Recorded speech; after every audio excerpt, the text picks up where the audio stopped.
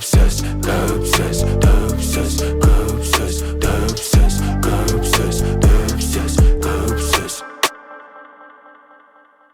19 ғасырда қажылық қанша уақыт алады? Қанша уақыт алды қазақтарға? Орташа айтқанда қажылық 14-12 ай алу мүмкін. Минимум. Кем дегенде. Бірақ кем дегенде емес, орташа. Бірақ та бізде баспа мен пойыздардың дамуымен ол енді кішіреп қалды, енді жол енді 3-4 ай болуы да мүмкін. Бірақ та ол қаржылай енді әркімнің қолынан келмейтін шаруа. Егер ол мысалы Мәскеу мен сосын Варшава немесе Вена, Будапештен сол жақтан баратын болса, ол тезірек болуы мүмкін. Бүгін біз қажылық туралы тарихи қажылық туралы сөйлесетін боламыз. Біздің қонағымызда Ұлжан Роик. Дұрыс па? Роик, тарихшы, қажылық зерттеушісі. Қандай сұрақтарымыз бар қажылық туралы 19 ғасырда? Неге 19 ғасырда ғана? Оған дейін. Оған дейін қалай болды мысалы? Оған дейін әрине болды, бірақ та мен осы тақырыпты таңдағанда Айлин Кейн деген американдық тарихшы бар. Сол кісінің кітабын оқып, өзіме бір шабыт алдым. Жалпы сол тақырып туралы еш бір ақпаратым болған жоқ. Сосын 19 ғасыр неге десеңіз, өзім айтқандай бұл баспа, print and steam деп баспа мен будың дамуына байланысты көбірек материалдар шыға бастады.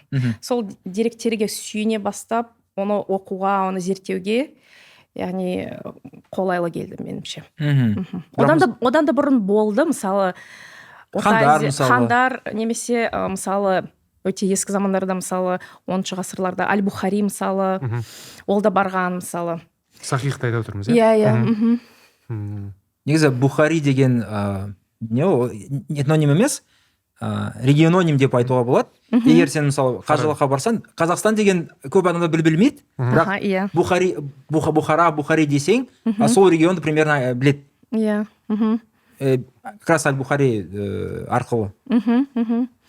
Иә, көбінесе сол кезде адамдар өзінің регионмен бір байланыстырды, иә. Ол да маған қызық келді, мысалы Қазақстан бойынша мысалы Ат-Тарази деген аттар бар емес па, Туркестани, Фараби, иә, өте қызық келеді. Бірақ басқа өңірлерде онша кездестірген жоқпын сияқты. Солай сияқты, мысалы солтүстік Қазақстанда, батыс Қазақстанда ойлану керек. Мүмкін бар шығар. Ат-Тарази мен бір түрлі, бірақ өте қызық не бар? Хикая айтып бересің бе қазақша нормально? Жоқ, сен айта аласың ғой. Друздар. Естігенсіз бе? Жоқ. Друздар туралы. Олар басында секта болған, ал бұл сектаның негізін қалаушысы, ол Тараздан шыққан бір ишан деп айтамыз ба, ғалым деп айтамыз ба, бірақ бір адам. То есть сол жаққа барып, таяу шығысқа секта құрып, енді қазір друз деген бір исламда или кейбір адамдар олар мұсылмандар емес деп айтады, бірақ негізі сондай діни ағым бар. Друз деген. Олар қазір да бар ма? Иә, Израиль, Сирия, Ливанда бар шығар. Вот, сондай бір. Бірақ Ат-Таразидің екіншісі да бар. Мен жақында блогта жазғанмын ол кісі туралы. Ол негізі поэзия мен сол шағатай тілінде жазған бір еңбегі бар. Өте қызық. Оның еңбегі сақталған Англиядағы Бодлиан кітапханасында сақталған, өте қызық келді маған. Онлайнда қарауға болады. Біз бір Ат-Таразиді айтып отырмыз ғой, иә? Бұл екінші Ат-Тарази. Сіздің айтқан Ат-Тарази ол көне. Иә, көнелеу. Осы екінші Ат-Таразидан мен де сөйтіп ойладым. Иә. Енді тарихшылар айтқандай, мысалы Аль-Фараби, ол 5-6 адам бар Аль-Фараби деген немен. Иә, бұл мүмкін. Кликухасымен. Оның аты бар, лақабат сияқты, иә? Теңгеде де болды ғой? Иә, тура. Қайтам, қай теңге? Бір теңге. Бір теңге ол, 3 теңге сүйінбай. Жасыл, иә болды? Иә, жасыл. 20 қоңыр болды. 20 Абай, 50 Әбілқайыр хан. 200 ғой Аль-Фараби. жоқ, әл фараби бірде болды. Бірде болды сосын басында. 200, 500, 100, 200, 1000, 2000, Мәртебесі 5000, көтерілді да? иә. Бірінші әл фараби 1000. әл фараби деген ат бар екен. Мен Ай-ай. жиі келмеймін ғой Қазақстанға. Иә. Жақында официант көрдім, фотографиясын алдым. әл фараби деген ат. Қызық, әдемі? Қажылық туралы, иә. Иә. Ата друздарға кетіп қалдық. Қажылық туралы бір қызық не бар, практика. Мен естігенім, бұл заочный хаж дейді орысша. Мысалы, сен бара алмайсың да, или барғың келмесе, сен мысалы, мен үшін баршы деп. Мысалы, Берке хан, мен білуімше, сондай бір адамды жіберіпті. Типа, сен мен үшін барасың қажылыққа. Иә, өте орынды сіздің комментарийіңіз. Менде қазір ақырындап мақала үшін деректер сол жинап жүрмін. Сол заочный хадж орысша баламасы қызық екен, естімеппін. Негізі бедел хадж деп айтайын. Беделшілер дейді. Олар бұрыннан да болды. 19 ғасырда да болды. Мысалы, заработок дейді ғой. Біреуіне осындай не? Дополнительный заработок. Кейбіреулерге мысалы әкесі үшін баласы барады, анасы үшін барады, туысқаны үшін барады. Ондай болды. Және де ол қатты дискуссияның ішінде болған осы тақырыпта олар көп көтерді. Себебі кейбір улема дейміз ғой. Улема қазақша улема дей ме? Ғұламалар. Ғұламалардың арасында осындай қатты талқылаулар болып жатады. Бедел хаджты санаймыз ба, санамаймыз ба? Себебі әрине оның артқы ішіндегі мотивациясы қандай? Онда түсінік қиын кейде. Себебі кейбір адамдар айтып отырғандай, біреу үшін барады, ақша үшін барады. Кейбіреулері әрине ақ ниетпен барады, бірақ та ол өте қатты сол дискуссияға ұшырады. Сол туралы да деректер бар. Бана бедел хадж. Ерболат бедел хадж. Иә. Ерболат бедел хан ба? Бедел хадж. Сори. Иә, бана бедел хадж, заочный хадж деп жатырмыз. Деректерде құны бар ма? Сол кездегі құны. Сол кездегі құны бар, себебі бұл практика туралы жазып жатыр. Бір мақалада жазып еді, мысалы, осы бедел хаджты санамау керек, оның мәртебесі төменірек деп шыққан бір ишан ғой деймін. Сол кісіге мысалы олар қарсы тұрды. Жоқ, бедел хаджты санау керек деп оны сәл айыптады. Құны жоқ. Жоқ, құны бар деп. Ол кісі айтып жатыр. Ана бедел хаджға барудың орнына, мысалы, сіз ол ақшаны жинап, кейбіреулер мысалы ауылда ақшаны жинап, бір өңірде мысалы да, бір адамды жібереді ана бедел хаджға. Сондай да бір кейстер болады мысалы. Ал осы кісі мысалы ол айтыпты, осы ақшаны беделші үшін жинағанның орнына сіз бір мектептер салыңыз, тағы бір нәрсе, мысалы, инфраструктураны қолдаңыз дегенің. Және мысалы статистика бойынша қарасақ, кейбіреулер мысалы шенеуніктер отчет жазады ғой қажылық жайлы. Сол кейбір отчеттардың бойынша мысалы 10% қайтып келмейді, одан да көп. Кейбіреулер 50% қайтып келмейді. Себебі жол өте ауыр. Әрбір адамның қолынан келмейді. Қажылықта қайтыс болу деген ол да құны өте үлкен. Және тағы бір айтатын жайт, мысалы, ол кісілер қазір жастар да барып жатыр, байқағанымша Инстаграмнан. Ол кездегі 50-ден аса. Ол кездегі 50, біздің кездегі 70 шығар. 70 сияқты, бір былай айтқанда үлкен кісілер көбінесе деп жазып жатыр. Деректерге сүйенсек. Тағы да бана маршрутқа қайтып келейікші. Сіз айтып жатсыңыз, бана Европа арқылы бару жеңілірек болды, өйткені ол жерде және де өте қымбаттау, қымбаттау, бірақ инфрақұрылым дамыған, пойыздар жүріп жатыр, сәйкесінше тезірек жетуге болады. Шамамен 12 ай дедіңіз, орта есеппен. Жоқ, бұл енді қысқалау, мүмкін бір орташа есеппен 3 ай. 2 ай мүмкін, Ал бірақ басқа жолмен мысалы олар, мысалы, Өсербай деген кісі Петропавловстан, Қызылжар ауылдарынан шыққан. Сол кісі Ресей арқылы барып, Тюмень, Пермь қаласы арқылы, сосын Мәскеу, арғарадай Одессаға дейін жетті. Казань, Одесса, сосын теңізбен Стамбулға, қара теңіз, кейін Александрия, Мысырға. Сосын Суэц каналы арқылы Ямба ғой деймін. Сосын Меккеге жетті. Ондай да жол. бірақ та ол кісі қаракесек руынан шыққан, сол бір өңірдің байы болған, яғни ауқатты адамдардың бірі. Демек ол жағдайы бар адамға үшін ол хаджинаме жазды. Наме дегеніміз яғни кітап жазу. Бірақ хаджинамені өзі жазған жоқ. Себебі ол сол Меккеде қайтыс болды ол кісі. Бірақ та мүмкін алдын ала өсиет қалсын деп өз балаларына біреуіне заказ берген шығар. Мен оқығанымша, мысалы, шамамен 3 жол болды қажылыққа бару. Мысалы, Европа арқылы, Ресей Европа арқылы, бір жағынан, екінші жағынан, мысалы, кейбір Ресей мұсылмандар, Кавказдан, мысалы, Азербайджан, олар солтүстік Иран бойынша бағдатқа баратын, и біздің қазақтар, мысалы, Маңғыстаудан көбінесе тоже сол не жолмен баратын. Красноводске, Түркменстан, былай баратын, бірақ енді шиит, суннит деген бір проблем болды. И үшінші, ол Түркістанда, мысалы, Түркістан, мысалы, Алматы өңірі, олар, получается, Бухара арқылы, сосын Мазари Шарифтан Пакистанға, сосын Дели емес, Мумбай арқылы былай баратын теңізбен Джидаға.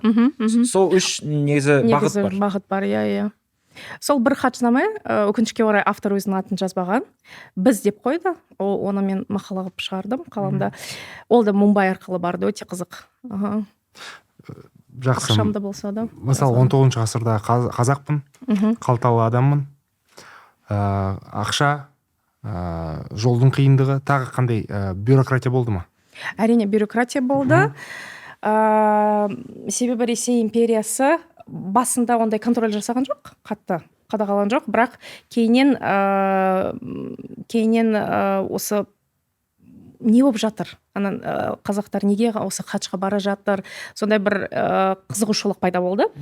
Және де 1826 жылдары Ермолов деген шенеунік, мысалы, ол осы паспорттың, осы хаджыларға паспорт беру керек. Сол паспорт арқылы, мысалы, олар бір паспортты алып, қажылыққа барсын деп, сондай бір не қойды, ереже қойды. Бірақ та әрбір адам оны қолданбады, әрине. Әртүрлі жолдармен барды. Кейін, мысалы, тағы бір оқиға болған, ол Торғай облысындағы шенеунік, мысалы, осы хаджнамелер ел арасында жүрмесін. Осы менің өмірімде болмасын деп, таралмасын деп, осы хаджнамелер. Себебі олар пан-исламизм пайда болды ғой. Пан-исламизмнен қорыққаннан ба, сондай бір не, басқа бір угрозалардан. Екінші жағынан бізде не бар емес па, эпидемиялар болды сол кездегі. Сол эпидемиялардың таралмау үшін де қажылықты бұлай бағыттауға, контроль етуге тырысты.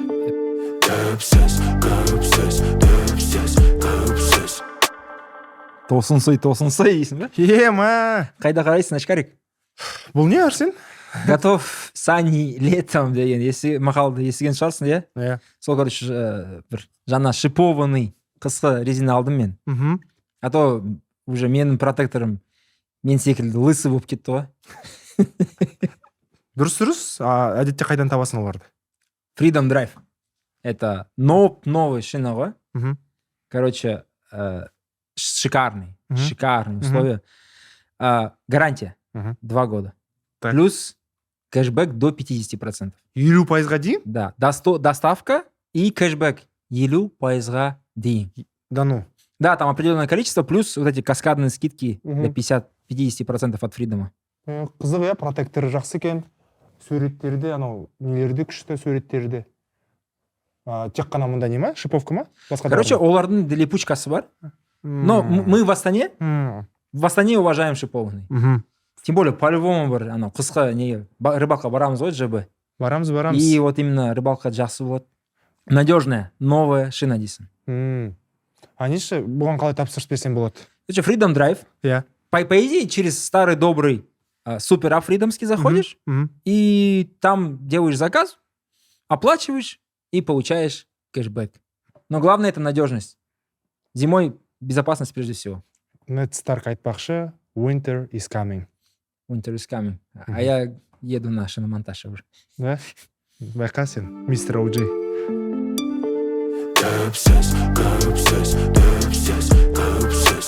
бір жағынан қисынды, иә, мысалы егер сен Европа арқылы барасың да, бәрібір Истанбулда боласың. Ал Истанбул сол кезде Осман империясы, ол бір жағынан әр сүнни мұсылман халифа, и қазақтың халифы тоже. И арманы көп адамдардың арманы. Иә. Сол кездегі И бір жағынан ол қарсылыс, Ресей империясы қарсылысы. Иә. Кавказда да, не дейді, Азияда да, мысалы Иранда да.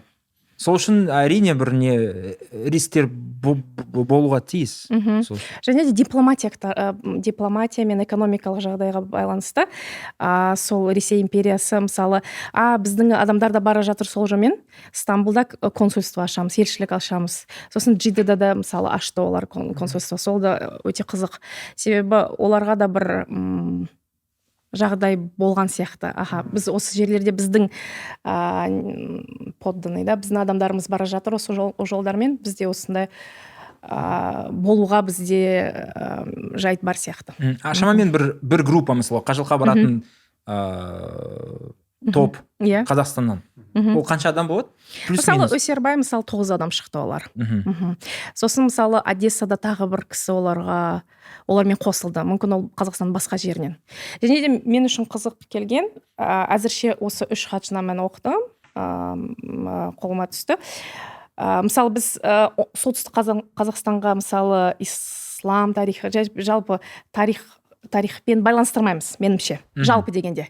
Ал мысалы осы мен Торғай облысы, Петропавловсктан мысалы осы хатшынама шықты. Мен үшін ол да қызық болды. Мысалы Семипалатинск дегенде біз полигон туралы ойлаймыз, иә. Ал мысалы оны мысалы медреселердің, мешіттердің болуы, жалпы қала бойынша мысалы қала ретінде қарамаймыз, иә, мысалы. Семей бір жағынан алаш қала дейміз, иә, екінші жағынан бір Абайдың мұрасы өте мол. Абайдың мұрасы, Абай облысы болып кетті сәйкес. Еще раз Абайдың несі болды. Петропавл менде Мағжан Жұмабаевпен. Мысалы мен оқуды бастағанда, магистратурамда ең бір кітапхана кірдім Будапештте. Таң қалдым, осы Семей туралы, Семейдің тарихы еш қызықпадым, онда туысқандарым жоқ.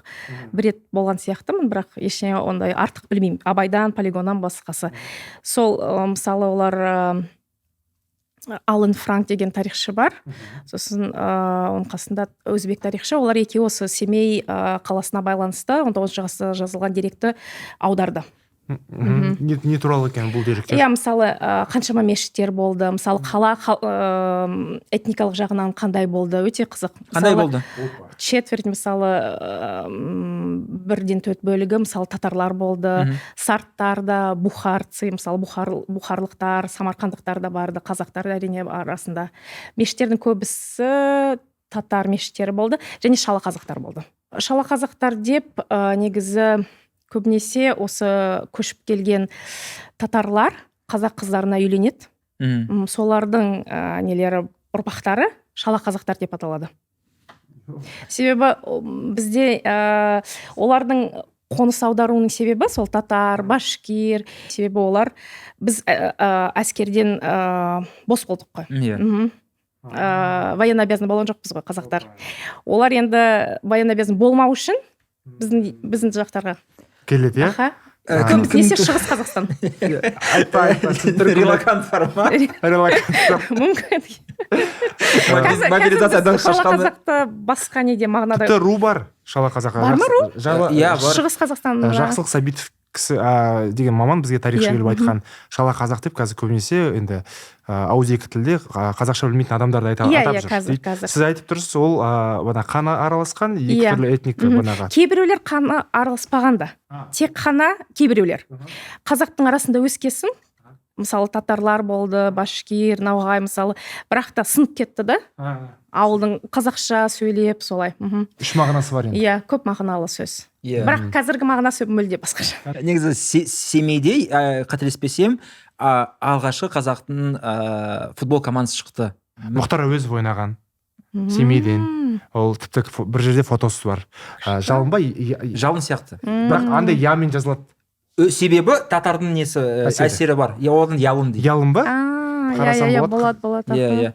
Және де мысалы Семейден мен точно білемін, семейден шыққан қажылыққа барған кісі ол Шақарим Құдайбердіұлы. Иә, ол негізі өте қызық мен үшін тұлға. Ярыш. Жарыс. Иә, ол да мен үшін өте қызық тұлға. Әлі оны қатты іздестірмедім, бірақ та біз Шәкәрім Құдайбердіұлын айтып отырмыз қазір. Меніңше аздау бөлетін сияқтымыз. Мектепте оны аздау оқитын сияқтымыз, себебі көбінесе Абай туралы ағасын несі танымалдылығы басып тастады ғой інісін. Сонша нэпо бэби болған жоқ қой бір жағынан. Меніңше жоқ.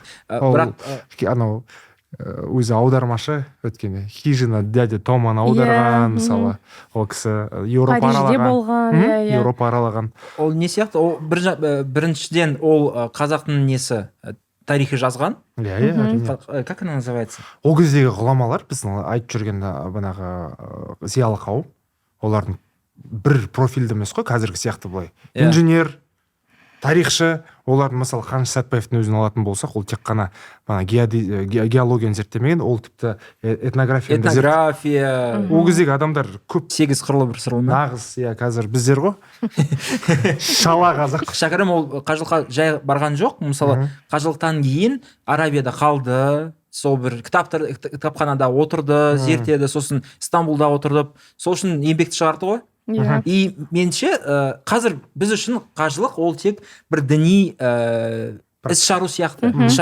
Барасында сейт нәрсе сейсінді қайтасын, енді қажы болып. Ал сол кездерде мысалы ол әлемге шығу бір ғана мүмкіншілік. Сен шығасың да, сосын қарайсың. Мысалы, мынаны қарайсың, мында оказывается маймылдар бар, мында жирафтар бар, ал сол кездерде былай, мынау қара адамдар, мынау сондай адамдар, ол негізі бір-ақ мүмкіндік бір жағынан, Life changing experience дейді. Life changing experience. Мен де кейде ойлап,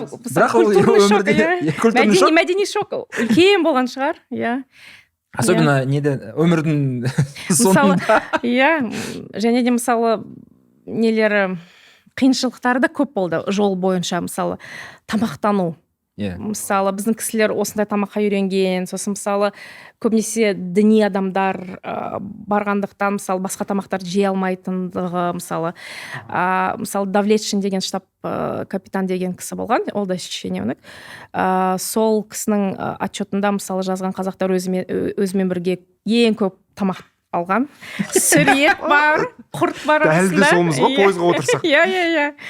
Жұмыртқа енді жоқ, котлет жоқ енді. Но сүр ет болған, құрт алған өзімен бірге. Бірақ та жол ұзақ қой. Сол тамақ енді қаншалықты сапасы жақсы болды жол ішінде, ол айту қиын енді. Бірақ та өте қызық, мысалы нетворкинг болды. Мысалы, осы қалаларда ол айтып жатыр, біз осы байдың үйінде қондық, осы кісінің қондық, яғни бір-бірін білетін сияқты олар. Немесе таныстары болуы мүмкін. Сен анда барсаң, менде қазанда бір ана кісіні танимын, сен осы үйде қонақ үй ондай жоқ қой. Booking.com жоқ. Енді таныстармен. Бұрында 90-шы жылдары солай болды ғой, енді туыстың үйіне қонасың ғой, сол сияқты. Бір мақалаңыз шықты, сол қазақтар қалай Ресей империясында қазақтар қалай хат жасады, қажылық. Сол кезде айтқансыз, жолда тамақ ұзақтықтан бөлек ұрылар болған. Келіп керуенге шабуыл жасайтын адамдар болған жолда.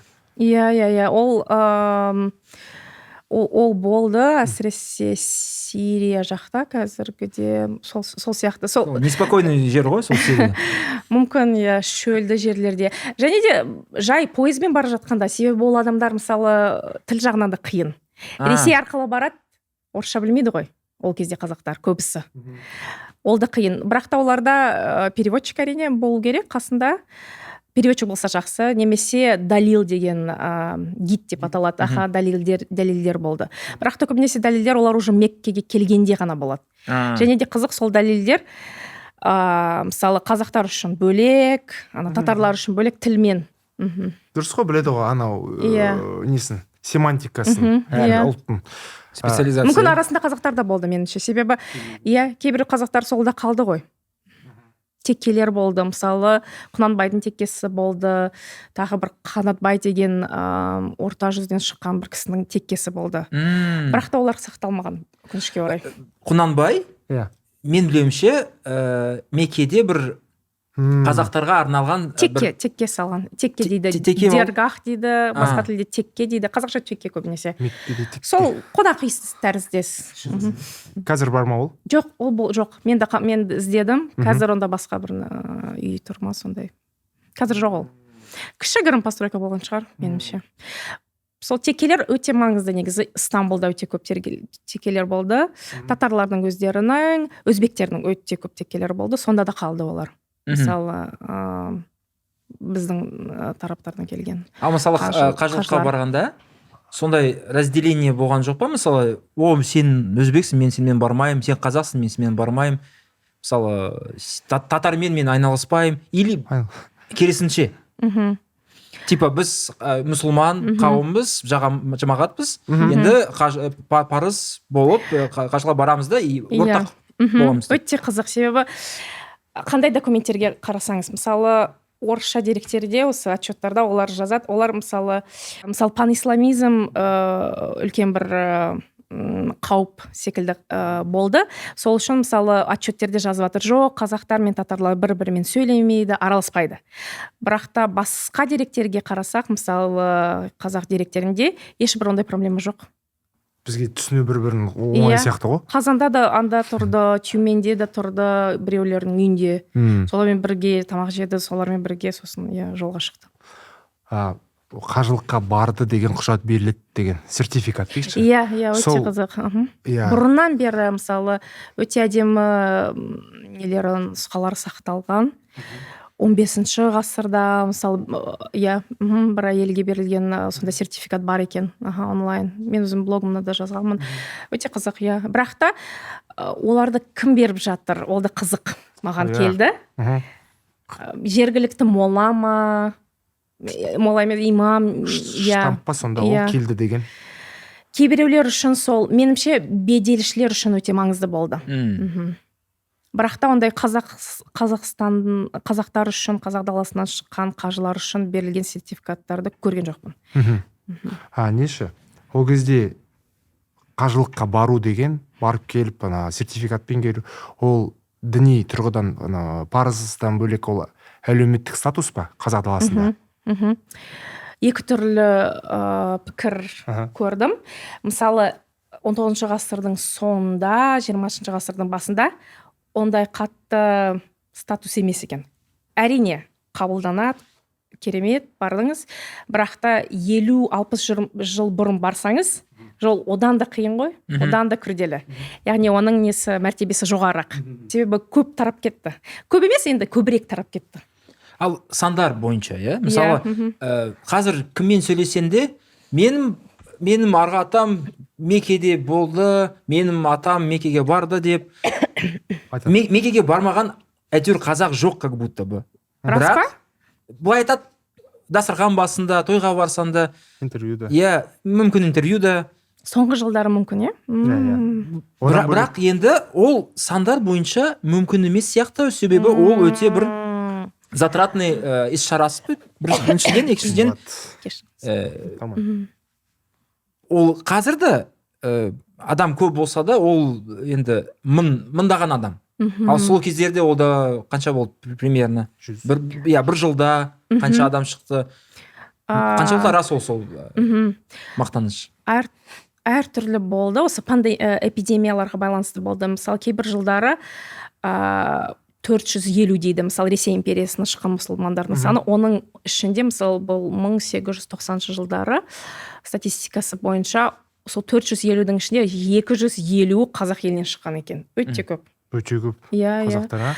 Бірақ та бұл жалпы сан бойынша аз екен. Себебі басқа жылдары мысалы мыңдаған адам шығу мүмкін. Сіз айтқаныңызда қазір өте қызық, мысалы, соңғы жылдары көп барады дейсіз, Себебі мен Қазақстанда тұрамын, онда көріп отырамын, әлеуметтік желіден көп адамдар. Мүмкін сіз айтып отырсыз ғой, аталары барған, Мүмкін рулас немесе тікелей атасы емес енді рулас біреу рудан бір адам шықты ма? иә мысалы ауылдан өңірден мүмкін и сол айтқан мүмкін сол қалды семьяда бір меніңше менің арғы бабаларым барды мүмкін кейбір кездерде ол выдаваемое желаемое за действительное ғой бір жағынан екінші жағынан сол тексере алмайсың иә бірақ құжат қалса өте қызық болар еді семейный архивте біреуде болса өте қызық қазақтың old money'сы ғой мекейдің сертификаты бар деп бірақ походу бізде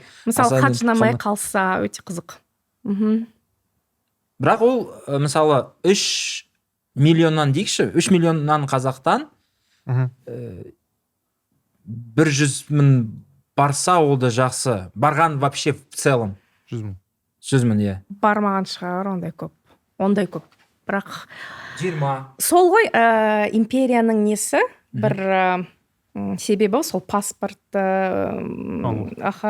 орнату сол бір контроль орнату себебі статистиканы көру үшін бірақ ол өте қиын болды себебі өзім айтқандай яғни әрбір адам сол Ресей империясының айтқан жолымен барған жоқ басқа жолдармен барды немесе паспортсыз да барды сол статистиканы құру біраз иә ауырлау бірақ барғандары көп аз емес енді қажылық туралы қазір қандай мақалаңызды дайындап жатсыз сол бедел хадж маған қызық болып тұр сол бедел хадждың артында кімдер бар қандай тұлғалар бар соны іздестіргім келеді іздеу бастадым сол талқылаулар қалай қабылдады сол кісілерді мысалы жалпы фик бойынша ол кісі беделші яғни бедел хадж жасайтын адам өзі үшін бірінші рет бару керек бірақ та оны ережені әрбір адам ұстамады яғни сразу бірінші рет барғанда уже беделші біреу үшін барған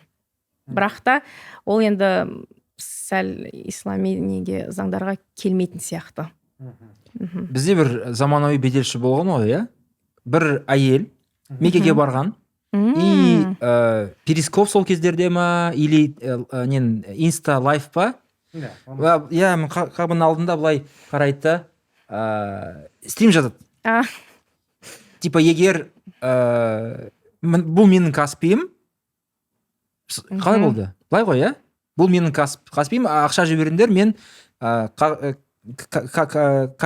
кабаны айналып сіз үшін дуа жасаймын да мүмкін адамдар жіберген шығар иә жіберді бірақ ол бедел хадж деп санауға болады ма онлайн хадж ғой онлайн хадж иә ол да бар иә солай бар ма иә ол да бар сияқты басқа да мысалы басқа да өңірлерден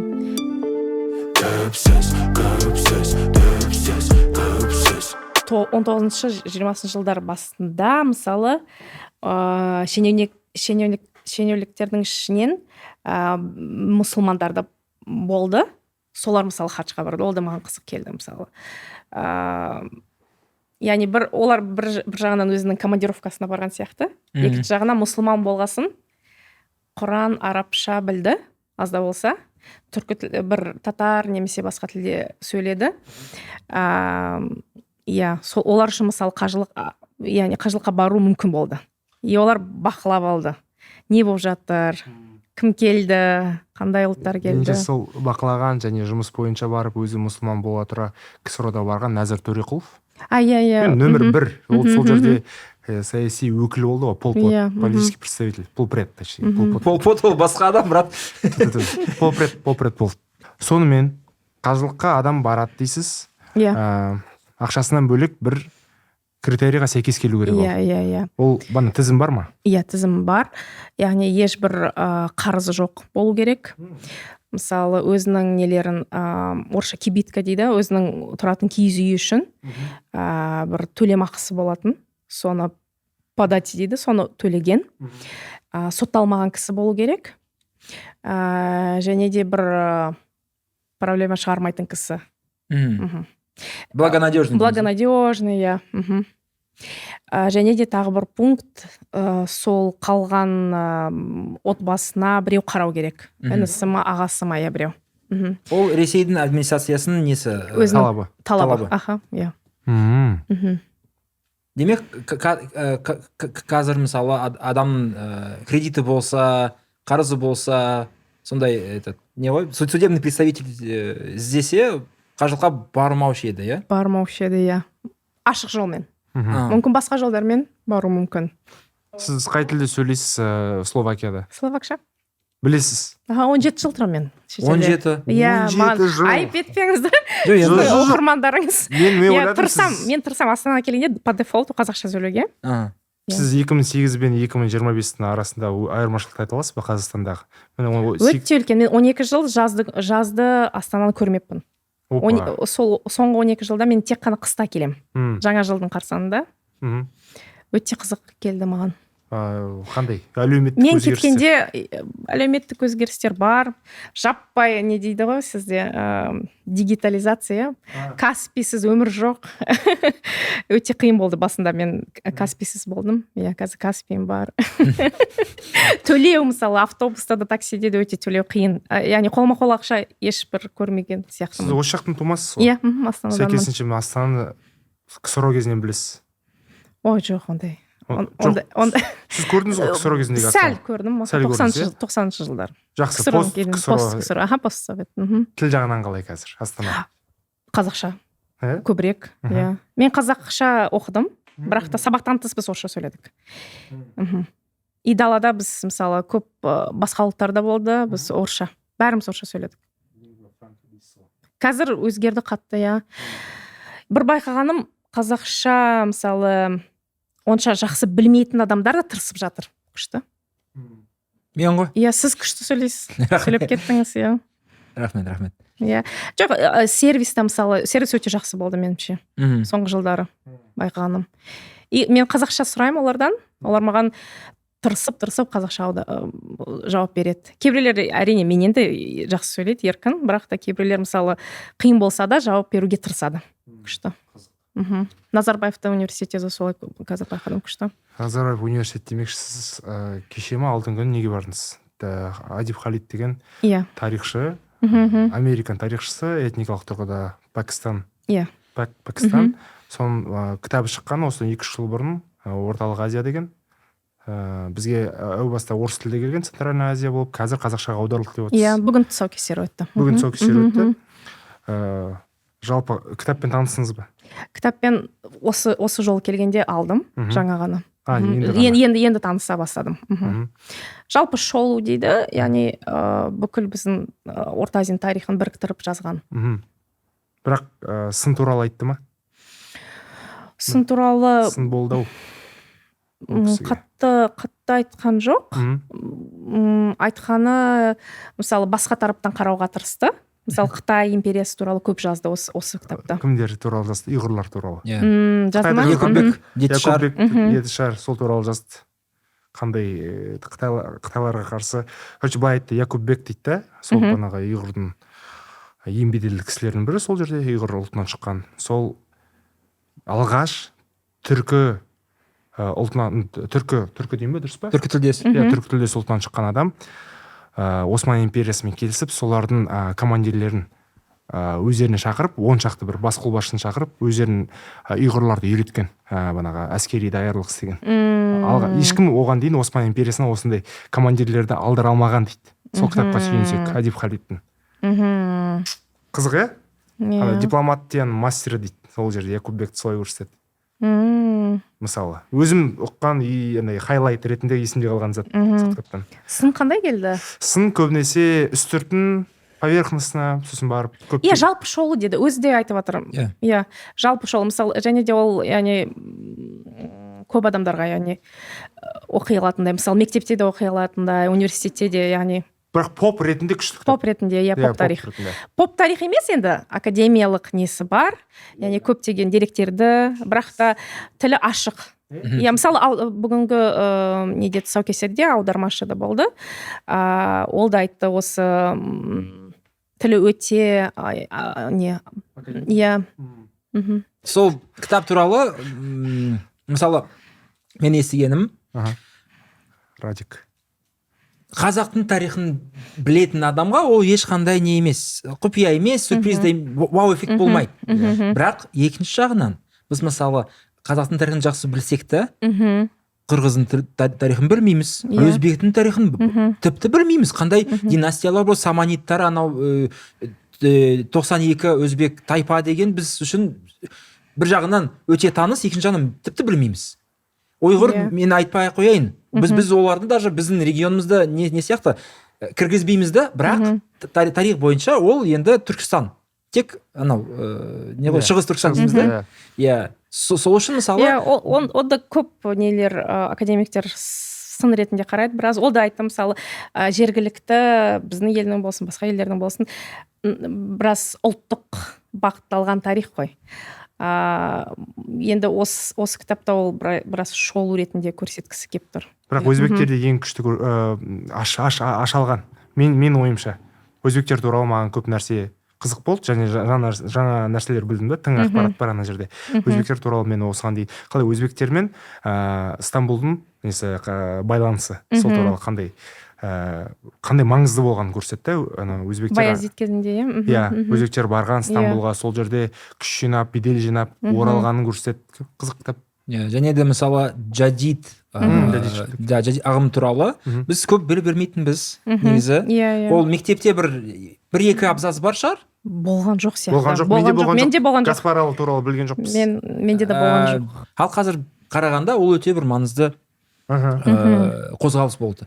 И сол кітапта сол туралы бар. Меценаттар туралы бар. Оның бірінші кітабы сол ғой деймін. Өзбекстанның жадид ағымы жайлы. Бірақ та ол ағым туралы да көп жазушылар жазған. Негізі кейбіреулер дейді, ол өте үлкен ағым болған жоқ.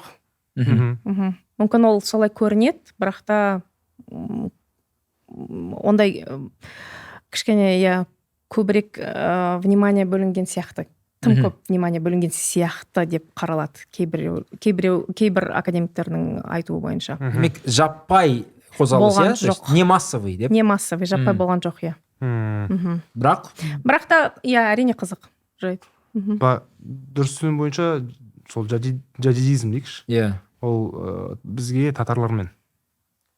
Бір жағынан татар, екінші жағынан өзбек. Екі жолмен келді. Бұл жерде айтқым келіп отқан нәрсе, бізге ислам жалпы Қазақстанға бірнеше толқынмен келді ғой, дұрыс па? Қаншалықты дұрыс былай айтқан? Сәйкесінше сол қазақ хандығын құрылу басында, сосын 19 ғасырдың өңірге байланысты. Мысалы, оңтүстікке қарасақ, олар енді сол Өзбекстан қазіргі өңірлері жақын ғой, енді шекаралас болғасын. Өзбекстанға ислам 10-шы ғасырларда, 9-шы ғасырларда келіп, 10-шы ғасырларда орнатылды деуге болады. Яғни шекара өте жақын болғанымен, меніңше оңтүстік өңірлерге сол кездері, яғни әсері көп, әсері көп, яғни ене бастады деуге болады. Ал яғни 16-шы, 17-шы, 18-шы ғасырларға уже таралып кетті деуге болады. Және де ол да өте қызық, себебі империя тарапынан, мысалы, қазақтар недомусульмане, олар нағыз мұсылмандар емес, немесе басқа да талқылаулар болған негізі. Бірақ та қазақтардың ішінен дискурсқа кірсек, ондай бір әңгіме жоқ негізі. Недомусульмане казахи деген қызық естеді екен. Яғни недостаточный мусульмане, бүкіл талаптарды атқармайтын сияқты. Парыздарды орындамайтын ба? Сондай бір деректер де бар, мысалы. Империялық. Бұл империялық көзқарасы негізі. Сосын, мысалы, олардың ой бойынша, мысалы, татарлар әкелді деп. Бірақ та татарлар, әрине татарлардан көп білеміз, мысалы, медреселерде оқытушылар болды. Бірақ та олардың алдында да біз мұсылман, яғни ислам болды, әрине. Солай преподносит. Солай ұсыныстар болды сондай. Оның әртүрлі себептері болған. Жалпы қажылық тақырыбына, қазақтардың қажылық тарихына қалай сіз келдіңіз? Мен бұрынғы подкастыңызды тыңдағанда, бірінші Осман империясын зерттеп бастадыңыз. Осман империясы зерттеп бастадым, себебі мен түскен факультетте көбінесе сол Осман империясы зерттелді. Және де мен шетелде жүргенде біраз қызып кеттім. Түркі тілін үйрене бастадым. Қазақ тілін сағынғандықтан. Солай үйрендім, сосын қызып кеттім Османлылардың тарихы. Солай түстім, бірақ та профессорым айту бойынша и Османлы Балкан қызып кеттім. Ойладым, яғни 2 славян тілін білемін, орысша, словакша. 3-сінде алып кетем деп ойлағанмын, бірақ қате шықты, қиынырақ болды. Бастадым 1 семестр, сол курс босниялық, серб, хорват бәрі бірлікте, демократиялық атауы бар курс алдым, бірақ та 1 семестр жетпеді. Сосын профессорым айту бойынша, сен неге Ресей мұсылмандарын неге зерттемеске? Солай мен сол бірінші Ресей мұсылмандарымен айналыстым, татарлар жайлы, татарлардың қажылығы, кейін Қазақстан қажылығына көштім. Сол Осман деректерінде маған қызық, Қазақстан қай келбетте көрсетіледі? Оны ол жағын онша қатты зерттемедім. Сәйкесінше Осман империясы, олардың бана өзінің боданы болған араб елдері, соған әсері, бана Балкан деп атсыз. Соларды зерттедіңіз, көбіне? Жалпы курстарды алдым, сол Габсбурглармен қарым-қатынастары, микротарихтары, мысалы. Микротарих? Микротарих ол бір тарихтағы бір бағыт, маған өте ұнайды, microhistory деп аталады, микротарих деп аударуға болатын шығар. Мысалы, бір тұлға, немесе бір тұлғаның өмірі бойынша біз оған қатты зерттеп, терең зерттеп, бір үлкенірек бір образ шығаруға болады. Сол кезеңнің. Дух эпохи сияқты, Солай деуге болатын шығар. Бір тұлғаны зерттейді. Бір тұлғаны, немесе бір ауылды, мысалы, бір қаланы. Жүнісбай сияқты ғой, Санжарабет қой, Санжар Асфендияровты зерттейді. Жүнісбай деген тарихшы кісі бар. Мұрағатпен жұмыс жасайды ол, Сол сияқты. Санжарабет дейді оны. Санжарабет. Жоқ, расымен мен Санжарабет. Мысалы, бір шаштарашшы десек, Түркістаннан шыққан, мысалы. Соның сол туралы бір мәлімет тапсақ, 20-шы жылдардың басында өмір сүрген. Сол, мысалы, микрохистори болады. Соның өмірі, немесе, мысалы, сол Османлыдан шыққан бір қызық кітап бар еді. Барбар ма, сондай бір кісі, немесе кафеханаларда, шайханаларда олардың сөйлейтін адамдар бар емес, барып нелерде, культурада, сол туралы, мысалы. Қызық бағыт меніңше. Жұман қызық та, жалпы біздің қазақ мұсылмандар сол Стамбул арқылы әлемдік умамен байланысын сезді ме? Сезді, себебі болар. Мысалы, Лаладжан деген тарихшы бар, американдық. Орта Азияның қажылар туралы жазған. Сол кісінің кітабында, мысалы, кейбір сол, мысалы, Орта Азияны шыққан қажылар Истанбулда, мысалы, жылдар бой қалады. Теккеде. Кейбіреулер сонда, яғни, қалып қояды өмір бойы. Және де халифа дедіңіз ғой, олар үшін өте маңызды болды. Онда баруға. Кітап алмасуда болды кейбіреулерде, мысалы, сұхбет дейді ғой, мысалы, сопылық неде тарихаттарда сол кездесулер болды, мысалы. Біздің қазақтар көп оқыды ма Осман медреселерінде? Әлде сирек болды? Жоқ, меніңше. Өзбектер көбіне? Олар да оқымады. Меніңше көбінесе Бұхарада оқыды ғой. Немесе солтүстікте. Қызық несі, мұнда Мұхаммед Алин портретіміз бар. Ол да болды ғой. Ол да болды. Сол не бар? Естеліктері. Естеліктері, Я никогда не видел людей настолько разных, но настолько близких друг к другу дейді ме? Типа, Америкада мен қара нәсіл болғаным сол. Мен екінші сұрып адам деп санады, ал сол Меккеде қара ма, азиат па, ақ па, бәрі бірдей дейді. Ол туралы да академиктер жазған, коммунитас деп аталады. Комьюнити сияқты. Коммунитас деген сөз, яғни бір-бірін бір деңгейде сезінеді, сіз айтқандай. Олар да сол сезімде болған сияқты. Өзбек СССР-ға келді ғой. КСР кезінде фотолар көрдім. Сосын фильм шықты, жақында сол Қырғызстанның қажылық туралы. Пейш па? Осында популярны болған сияқты, Бізде де жақсы жинады. Сонда түсіну бойынша, сценарий бойынша ұлы шешесін қажылыққа апарады. Оның ауру бар, аурусы. Жүре алмайды. Жоқ, ментальды ауру. Сол арбамен тасиды шешесі. Мысыр арқылы ма, Сирия ма? Сирия арқылы, Түркия, Сирия. Азербайджан Қазақстанға да барады, Қазақстаннан Азербайджанға барады, Азербайджаннан Түркия, Түркиядан Сирия, солай. Бірақ негізі қазір бізде бір деректі фильм бар, балалар туралы. Балалар нені армандайды, ауылдағы балалар нені армандайды деп бір мектепке бардық. Біз бардық. Иә, Қарағанды облысында. Мен соны мен соны көрдім, и соны бірінші рет естідім. Балалар өзінің ата-анасын апарғысы келеді, соны армандайды, иә? Ол негізі мейнстрим сияқты. Мысалы, шенеуніктен сұрасаң, қай кітапты оқып жатсың, ол Абай жолы дейді. Абай жолы, ал баладан сұрасаң, нені армандайсың? Ата-анасы, аналарым. Мен де таң қалдым, сіздің документ фильмде көрдім, Сондай ән бар, Әке да мен сені Меккеге апарамын. Расымен қазақша жазсаңыз болады. Ол рас. Қалай болса да өте бір популярный бағыт болып кетті. Тіпті не бар, тур сияқты категория бойынша. Платиновый хадж, золотой хадж дейді. Там жақсы неде 4 жұлдызды қонақ үй, 5 жұлдызды қонақ үй.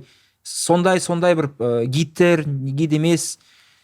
Негізі ол туризм бағыты болды, да? Иә, туризм бағыты болды. Ал кезде туризм емес, тек қана діни. Көбінесе діни, әрине. Бірақ ол бәрібір, мысалы, ақша әкелетін нәрсе ғой, қалай болса да. Адамдар келеді, қонады, тамақ жейді, тоқтайды. Иә, мысалы, бір таможенный сбордалар болады, мысалы, салықтар да болатын шығар. Immigration customs. Пойыздың билетіне төлейді, мысалы. Бірақ та кейбіреулеріне, мысалы, Хадивия деп аталатын бір пароход болған, оған османлылар өздері төлеген сияқты, иә. Ол кезде маған сол дәлел гид арқылы сөйлесті, қажылыққа барған адам. Өздері білмейді ғой араб тілін. Кейбіреулері біледі. Иә, кейбіреулері біледі. Мысалы, зерттеу үшін, яғни осы тілдер өте маңызды, яғни шағатай тілінде, немесе төте жазу, яғни османлы. Демек, деректер көп шағатай тілінде? Бар, иә. Ол корреспонденция бір жағынан, екінші жағынан жай еңбектер? Хаттар болуы мүмкін, хатшнамелер, поэзияда болуы мүмкін, яғни әртүрлі. Хатшнамелер көп па, негізі? Бар, иә. Осман тілінде көп бар, парсы тілінде бар. Қазақ тілінде? Шағатайша. Иә, қазақша мысалы 3-4-еуін таптым, мысалы. Олар көбінесе өзінің стилі бар, жазылу стилі. Мысалы, олар қазіргі түрде өлең сияқты, өлең шығармасы секілді жазылады. Яғни біздікінде қазіргі мәтін сияқты емес, сәл өлеңге келеді. Дорогой дневник емес пе? Ондай, мысалы, татарша ондайлар бар. Ал бізде өлең, ол қандай композиция негізі? Сен жай бір описание жасайсың да, мен бүгін былай істедім, мында бардым деп. Ондайларды көрдім. Татарша, қазақшада көргенім, мысалы, хадж сапарының алдында жазылған қисам дейді. Мысалы, Алматыда шыққан 1911 жылы. Мысалы, осы Петропавлдан шыққан кісі, ал мен осы ауылдастармен қоштасам, әйелімен қоштасам, сендер сөйтіндер, бүйтіндер. Сосын біз мында бардық, осы қалада қондық. Осылай жазады. Әр күн емес, бірақ та главный пункты, ең басты пункттарды, мысалы, ескереді, Әр түрлі. Мысалы, үшінші өте басқаша болды. Кішігірім 14 бет, мысалы, барлығының бағасын жазып отырды. Мүмкін ол беделші болған шығар. Себебі сосын отчет береді ғой, мүмкін менімше. Барлығын бағасын жазып отырады. Себебі мүмкін басқаларының бағаларын жазып баған себебі байлар мүмкін болған шығар. Валюта не болды ол кезде? Мысалы, халықаралық. Олар, мысалы, кейде рубль дейді, кейде орыс ақшасы дейді. Орыс ақшасы. Газпром. Османда акче дейді ғой. Маған бағалар қызық негізі. 300 рубль дейді ғой, сол кездегі үлкен ақша, мысалы. 300 рубль. 300 рубль бір билеттің бағасы дейді. Эквивалент қанша екен қазір? Ұмытпасам, пароходтың. Сосын олар жолшыбай, мысалы, кейбіреулерге көмек көрсетеді. Қасына келеді, мысалы, жазады, Бұхарадан шыққан 2 адам келіпті, ақша сұрап жатыр. Маған көмектесіңізші, Меккеге мен де бара жатырмын. Оларға да көмектеседі, мысалы. Ол да қызық. сіз сұрадыңыз ғой ана басқа ұлттармен қарым қатынас болды бір біріне көмектесті кейбіреулер. $25,000. 25 мың, ну примерно хорошая машина. 12 миллион жарым қазіргі ақшамен. 300 рубль. Иә, ол емес. Беделші жақсы профессия негізі, иә? Иә, қызық, сол қызып кеттім соған. Кім болды олар? Кейбіреулер мысалы адамдар саудагерлер. Саудамен барады. Ол бәрібір барады ғой? Бәрібір барады ғой, енді жол шықпай. Мүмкін, ол да болуы мүмкін. Сонда саудагерлер не тасыған? Әрі-бері. Қандай тауар? Жақсы сұрақ. Оны тура деректерден көрген жоқпын, бірақ. Финик мысалы, иә, мүмкін. Тамыр ма? Кітаптар мүмкін, таралуы мүмкін. Анау не емес па? Органное масло, сондай бір благовония, специя.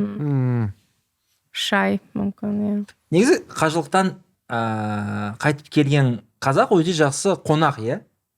Келесіңді әңгіме айтады, әңгімесі күшті. Бітпейтін сияқты, иә. Сол елде бұлай, Анилда бұлай, Анилда крокодил бар. Жазғандары да жақсы. Сол баспаның пайда болуының несінде, соның арқасында. Баспасы да мысалы Қазанда шықты, біреу Верный деп жазылып тұр, Алматыда шықты. Бірақ Истанбулда мысалы ол өте үлкен церемония сияқты болды. Осы қажылық басталғанда, қажылыққа шыққанда, олардың өздерінің каравандары бар. Сол кейбір деректерде мысалы Орта Азиядан Қазақ даласынан шыққандардың ішінен осы караванға сүйініп барғандар да болған сияқты. Ілініп бірге. Анда бедуиндерден сақтап қалу үшін немесе бір. Олар мысалы, сосын сұлтан өзінің атынан бір сыйлықтар жіберген. Осының фотографиясы да өте әдемі фотографиялар да бар. Саудияға ма? Махмал. Иә, Махмал, иә. Тағы бір айтпаған жайт, карантин мысалы өте маңызды. Эпидемия болғандықтан, яғни карантинге жабылады. Сосын империялар айтады, ой, біздікілер бармасын. Себебі эпидемиялар сосын таралады біздің елдерде.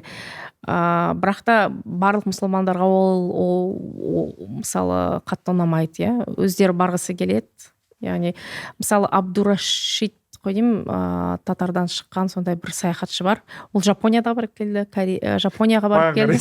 Иә, жаңа келдің сол Жапониядан. Сол қажылыққа да барды. И сол карантин кезінде де барған сияқты. Карантинді мысалы османлылар да бақылайды, европалықтар да бақылайды, сол.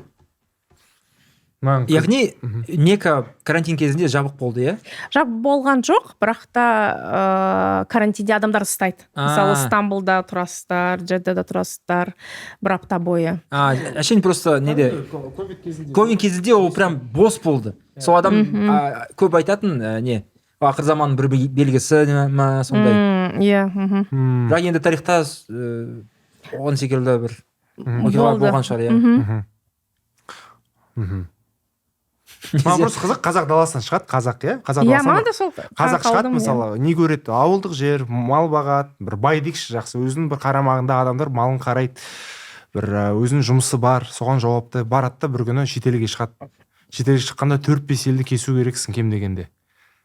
Пойызға мініп, ол қалай сипаттайды? Соны вау ғой, ну, кәдімгідей вау эффект болу керек. Бірақ та олар көбінесе сипаттар бар, бірақ та ол көбінесе діни не бағытта сипаттайды. Мысалы, дәретті басқаша алады екен. Мысалы, бір тағбир басқаша істейді екен. Сәждеге барғанда басқаша екен. Мысалы, бір діни практикалар өзгеше болды ма? Сол туралы. Сол зикр туралы естігенім бар. Бір елдерде қаттырақ айтады. Басқа елдерде ондай қатты айтылмайды сияқты, осындайлар бар. Сосын мысалы бір Тюменнен шыққан бір ғұламаның жазу бойынша, мысалы ол татарлар, қазақтар, сарттар, черкестер туралы жазады. Осылар мысалы қазақтар мен татарлар сол дінді де араб тілінің черкестерде сарттардан гөрі жақсырақ біледі. Қызық. Өте қызық, иә? Мысалы діни неған, өз-өздерін жақсы ұстайды деп жазады. Қызық. Субъективно да болуы мүмкін. Мүмкін, иә. Иә, ол да болуы мүмкін. 5 саусақта бірдей емес, тем более 5 сартта бірдей емес сияқты. 5 қазақта бірдей емес, иә. Сосын руды жазады, мысалы, қара кесек рудан шыққан, орта жүзден шыққан деп жазады. Қызық. негізі ру жүз туралы информация көп па, типа сол жүзден көп баратын, сол жүзден барған жоқ аса, сол мысалы руадан. Ол өте детальды, иә. Өздері жазады, мен осы Қаракесек руынан шыққанмын, мен біреуі мысалы Алматыдан жазған жоқ, бірақ та басқалар туралы жазды, қасындағы Дулат руынан шыққан, ол да мүмкін Дулат руынан шыққан деп ойлаймын, мысалы сол өңірден шыққасын. Мысалы қожалар бар, иә, менің анамның тарапынан не қожалар, нағашыларым, бірақ та оларда барған шығар, бірақ та мәлімет өте көп таба алмадым. Арасында бар шығар, қазақтар деп қойған бәрін, иә, мүмкін арасында бар шығар, бірақ та рахмет көп келгеніңізге. Иә, телеграм арнасы бар Олжан ханымның, саяхат history деген жазылыңыз. Күшті тың ақпараттарды, бір неше түрлі тетік, детальдарды салып тұрады. Өзіме қызық. Келгеніңізге рахмет. Шақырғаныңызға рахмет. Жақсы мақалаларыңыз көбейе берсін. Рахмет. Иә. Сол, кездескенше. Сау болыңыз. Көп сөз